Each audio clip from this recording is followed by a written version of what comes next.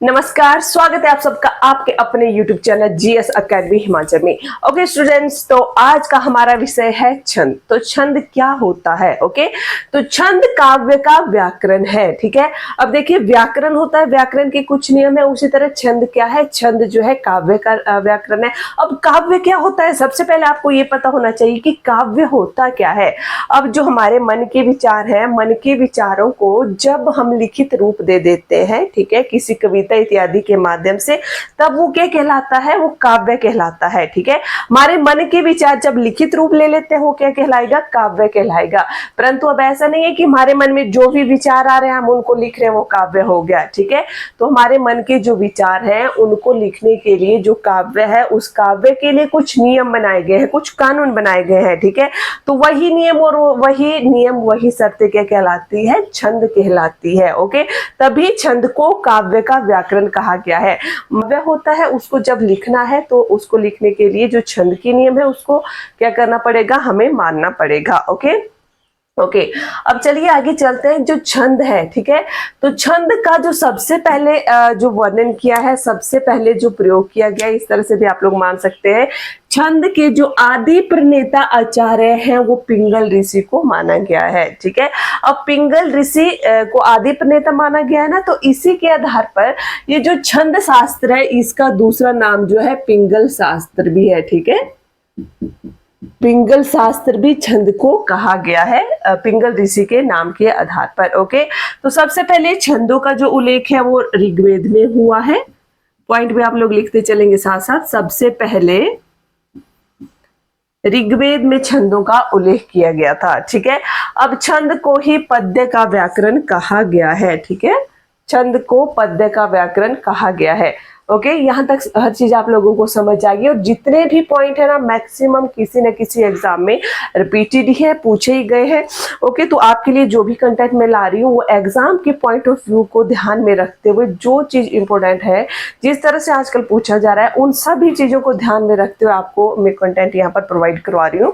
Okay, अब हम करेंगे, नेक्स्ट आ जाएगा यहाँ पर छंद के अंग कौन कौन से हैं। ठीक है, तो छंद के अंग है, देखिए चरण है, मात्रा है, मात्रा या वर्ण हो गया। ठीक है, नेक्स्ट इसमें यति है, गति है, लय है, तुक है और गण है। ठीक है, तो छंदों में चरण भी होते हैं, मात्रा का पता होना चाहिए, किस लय से हम पढ़ रहे हैं, तुक कहाँ पर है, ठीक है, गण कौन कौन से है। ठीक है, तो चलिए अब हम करेंगे छंद के अंगों के बारे में।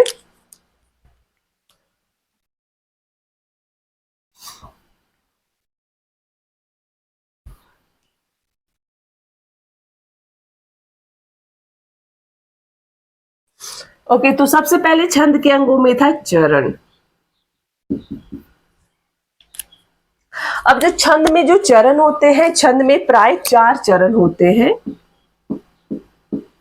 ठीक है, अब जो 4 चरण होते हैं उसको 2 भागों में बांटा गया है। एक हो जाएगा इसमें समचरण और दूसरा है इसमें विषम चरण। ओके, तो सम चरण क्या होते हैं? अब देखिए जो चरण होते हैं 4 होते हैं, सम और विषम। अब सम संख्याएं कौन कौन सी होती है?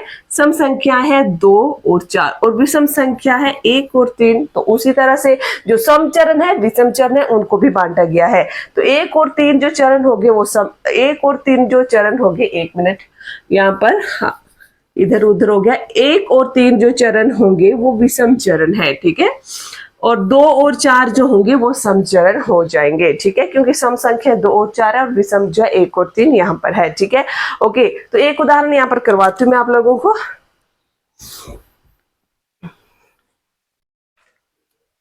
रहीमन पानी राखिए,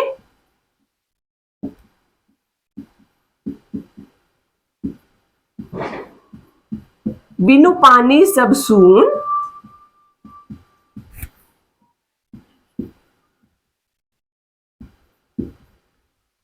पानी गए न उबरे,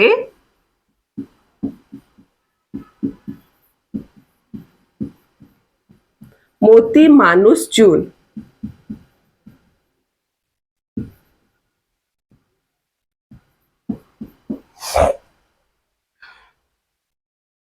ओके अब देखिए यहाँ पर जो चरण है, अब देखिए यहाँ पर जो कोमल लगा है ये पहला चरण है, फिर ये दूसरा चरण हो जाएगा, ये तीसरा चरण है और ये चौथा चरण है। ठीक है, तो चरण में प्राय कितने छंद में प्राय कितने चरण होते हैं? 4 चरण होते हैं। ठीक है, प्राय मतलब 90% जितने भी छंद है उनमें 4 चरण होते हैं, परंतु कुछ एक छंद ऐसे है, एक दो छंद ऐसे मिलेंगे उसमें 4 से ज्यादा चरण होंगे। ठीक है, ओके तो यहाँ पर चरण समझ आ गया आप लोगों को। 4 चरण है, जो 4 चरण है उसमें सम चरण होते हैं, विषम चरण होते हैं। ठीक है, सम चरण में हो जाएगा जो दूसरा और चौथा चरण है, और विषम में पहला और तीसरा चरण हो जाएगा। ओके ओके चरण के बाद हम करते हैं इसमें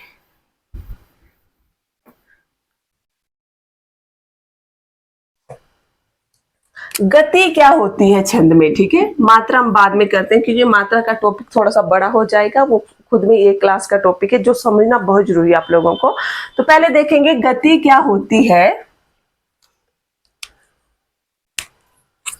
गति का अर्थ होता है लय या प्रवाह। ठीक है, अब जो भी काव्य पंक्ति होती है उसको मतलब एक ही श्वास में पढ़ रहे हैं, किस तरह से पढ़ रहे हैं, वो लय या प्रवाह हो गया। ठीक है, काव्य पंक्ति को पढ़ते हुए जो हमारा श्वास है वो किस प्रवाह में जा रहा है, वो क्या हो जाएगा? लय या प्रवाह हो जाएगा।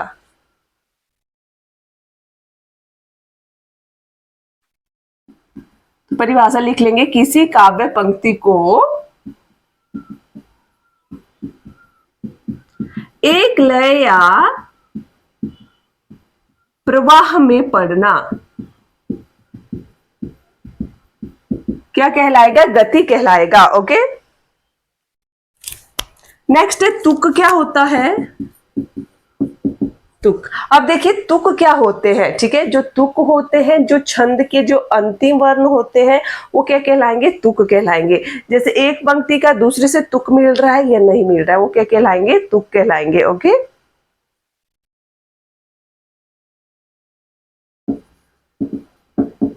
छंदों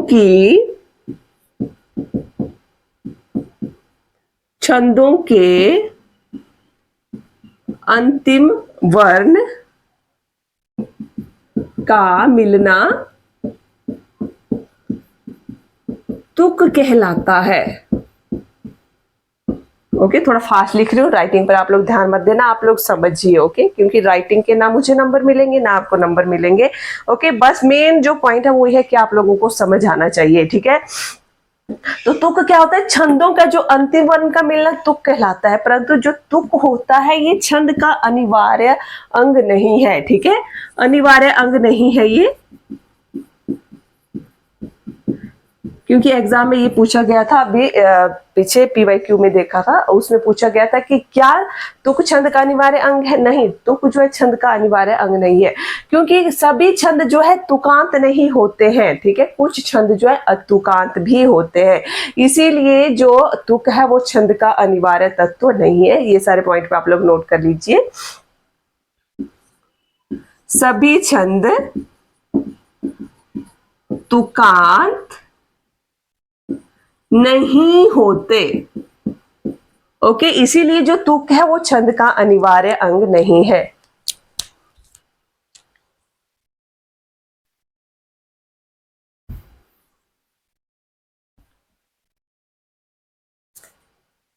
ओके, जैसे कि एग्जांपल है, बूंदेले हर बोलों के मुंह, सुनी हमने कहानी थी, खूब लड़ी मर्दानी वह तो झांसी वाली रानी थी। ठीक है, इस तरह से जो पंक्ति है, पहली में आया बूंदेले हर बोलों के मुंह, सुनी हमने कहानी थी, आ रहा है। ठीक है, खूब लड़ी मर्दानी वह तो झांसी वाली रानी थी, दूसरे में भी वही आ रहा है, तुकांत है। अब कुछ छंद तुकांत होते हैं, परंतु सभी छंद जो है तुकांत नहीं होते हैं।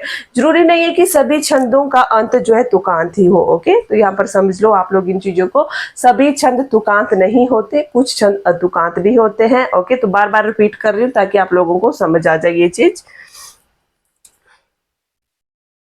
ओके, नेक्स्ट है यति। क्या होता है यति? तो यति होता है काव्य पंक्ति को पढ़ते हुए जहां हम लोग रुक जाते हैं। यति का मतलब आप लोग समझ सकते हैं विराम से भी। ठीक है, काव्य पंक्ति को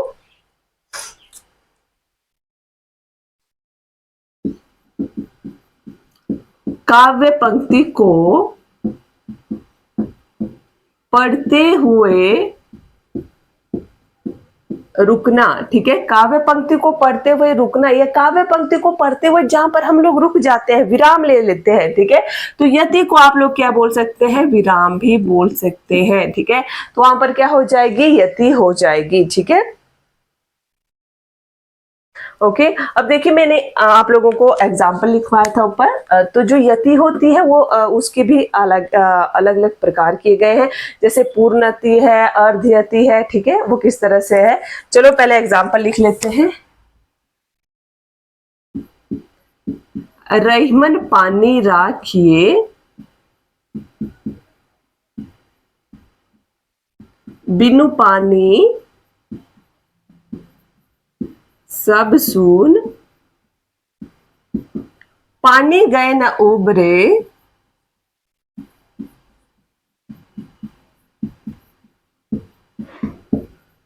मोती मानुष चून।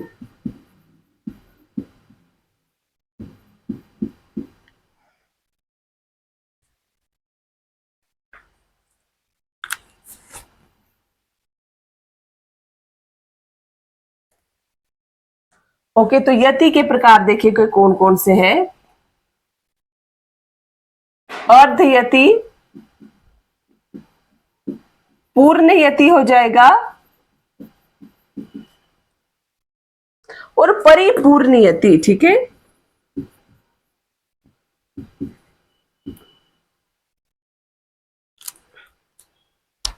ओके तो जो अर्धयति है वो विषम चरणों के अंत में होगी। सबसे पहले तो चरण डिवाइड करो, पहला चरण है, दूसरा चरण है, तीसरा है और चौथा चरण है, ठीक है। तो जो अर्धयति होगी वो कहाँ होगी, विषम चरणों के अंत में होगी, और पहले और तीसरे चरण के अंत में जो कोमा लगा हुआ है उसको क्या कहा गया है, अर्धयति कहा गया है, ठीक है। दूसरा है कि यहाँ पर पूर्णयति क्या होगा, तो जो पूर्णयति होती है वो सम चरणों के अंत में होती है, ठीक है, साथ में लिख भी लेना आप लोग, सम चरणों के अंत में पूर्णयति होती है। ओके तो यहाँ पर दूसरे में भी पूर्णयति है, तीसरे में भी चौथे में भी पूर्णयति हो जाएगी। अब परिपूर्ण यति क्या होती है, छंद के अंत में, ठीक है, ये छंद के अंत में जो है परिपूर्ण यति हो जाएगा, ठीक है। तो ये हो गया यति। यति तीन तरह से, अर्धयति है, पूर्ण यति है और परिपूर्ण यति हो जाएगा, ठीक है। ये होती है चरणों के हिसाब से छंदों में, ठीक है। ओके स्टूडेंट्स तो आज की क्लास में यही एंड कर रही हूँ। अगर आप लोगों को वीडियो हेल्पफुल लगी होगी तो प्लीज वीडियो को लाइक करें, वीडियो को शेयर करें, चैनल को सब्सक्राइब नहीं किया है तो चैनल को सब्सक्राइब करें। Thank you.